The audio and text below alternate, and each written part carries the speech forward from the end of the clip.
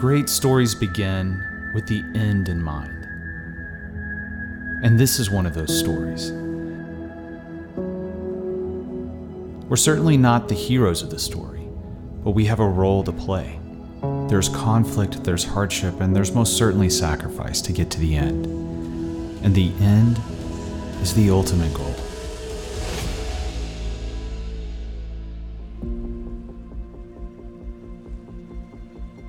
The beginning of this story starts in Oklahoma City in 2005 with a family-run water pump distribution company called Pumps of Oklahoma. Richard and Terry Greenlee had just purchased the company from Terry's parents, and the company was growing. I thought, I'm set up right now, mid-40s, for this nice glide path to retirement. I started thinking, so this is it now? I'm just going to burn my wick on both ends to grow this company for what? And during that same time frame, a guy came into my office. He said, I just got back from Taiwan. I said, what were you doing in Taiwan? And he goes, well, we were planting churches. And I said, planting churches? That's kind of cool. And I just mentioned to him, hey, I'd like to go on a mission trip sometime. And he says, really? Where do you want to go? What do you want to do? And I was just kind of thinking, dude, I'm just being polite here. And literally 4 months later, I wake up in a hut next to some pigs in southern China. The national news service was there in China with us, following us, a news crew, because we were the first solar-powered pump to ever be installed in China. And so this was going to be big news. When that turned on and the water hit and they lit off fireworks, the water was flowing, they're spraying everybody with water, and that was a feeling like I'd never experienced in my life. To be able to give of ourselves to people that so desperately needed it. 3 trips in 13 months to China, a dozen or so solar pumps through this time frame, planting churches everywhere it goes, whole villages coming to follow Jesus. It rocked our world. And then I sat back and said, okay, Lord, I see where you're heading.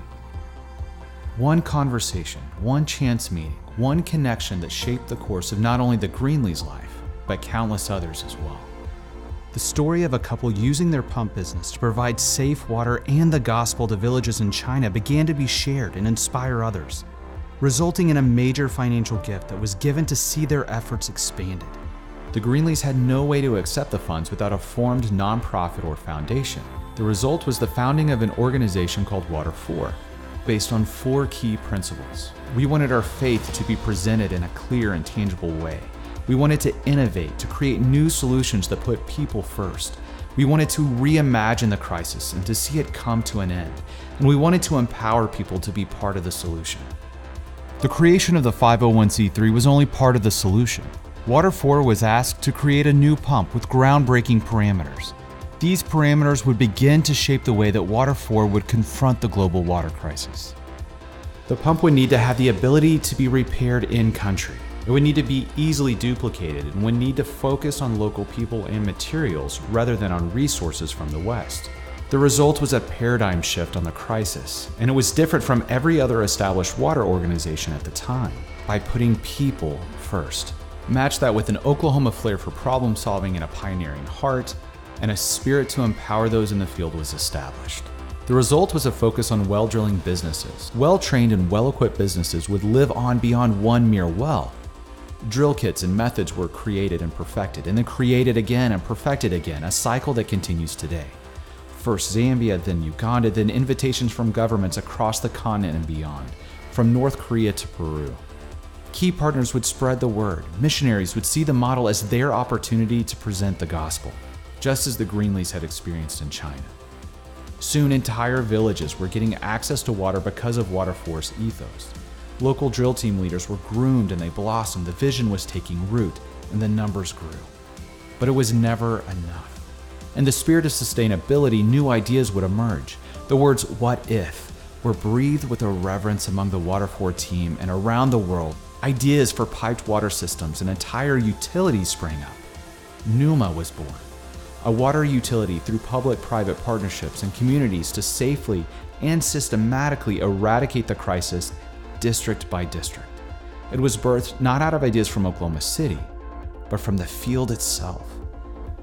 As we continue to implement hand pumps and hand-dug wells in rural communities, and we push to use and create piped water systems in more suburban areas, we'll strive to provide access to safe water to the billions of people that need it.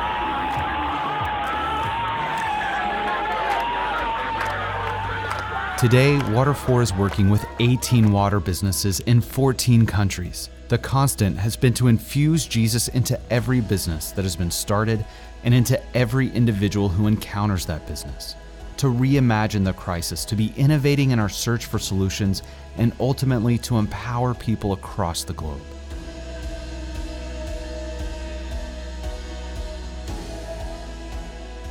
You are part of this story as well. Donors and partners who may never step foot into the field where we work, but who see the vision and passionately and sacrificially give to see that vision come to fruition. Since 2008, God has used this passion to provide access to safe water to over 1 million people. And it's not enough. Our story isn't over. We haven't completed our ultimate goal. You can help us write the ending of the story. It's not a matter of how we'll write the end. We know how it will end. It's just a matter of how quickly we write it. We have the heroes, the tools, the challenge. Now it takes sacrifice from all of us to empower those heroes to end the global water crisis once and for all.